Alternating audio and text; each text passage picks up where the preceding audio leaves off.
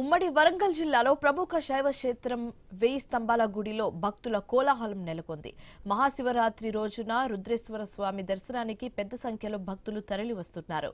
వేయి స్తంభాల గుడి దగ్గర నుంచి ఐ న్యూస్ ప్రతినిధి ప్రశాంత్ అందిస్తున్న వివరాలు ఇప్పుడు చూద్దాం.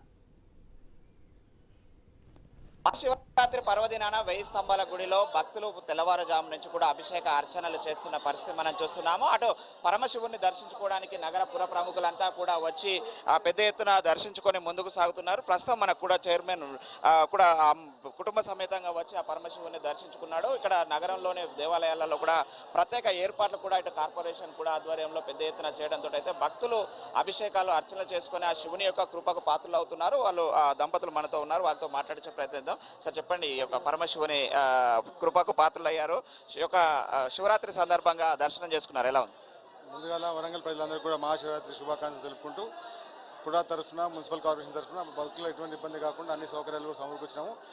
పోలీస్ శాఖ కానీ మా మున్సిపల్ శాఖ కానీ ఎక్కడ ఇబ్బంది కాకుండా చేసినాం. కాబట్టి భక్తులు అందరూ కూడా సమన్వయం పాటించి మంచిగా దర్శనం చేసుకొని దేవుని చల్లగా దీవెని కోరుకోవాలని కోరుకుంటున్నాం.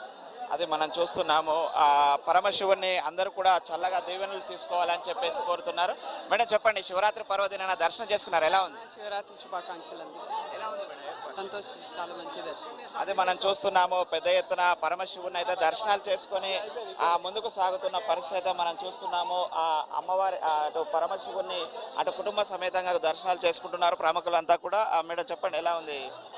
పరమశివుని కృపా కటాక్షాలు అనేటివి మా ప్రభుత్వం మీద ఉంది కాబట్టి తెలంగాణ రాష్ట్ర ప్రజల మీద కూడా కృపా కటాక్షాలు ఉండి అందరూ సుభిక్షంగా ఉండాలని కోరుకుంటున్నాం. అదే మనం చూస్తున్నాము, ఈ యొక్క మహాశివరాత్రి పర్వదినం సందర్భంగా ఆ పరమశివుని యొక్క కృప అందరిపైన ఉండాలని అటు వేడుకుంటున్న పరిస్థితి అయితే మనం చూస్తున్నాము. ఇటు ఉదయం నుంచి కూడా ఇటు అభిషేక అర్చనల కోసము ఇటు అర్చకుల పూజలు కావచ్చు, ఇటు భక్తుల యొక్క అభిషేకాలు కావచ్చు కొనసాగుతున్న పరిస్థితి అయితే మనం చూస్తున్నాము.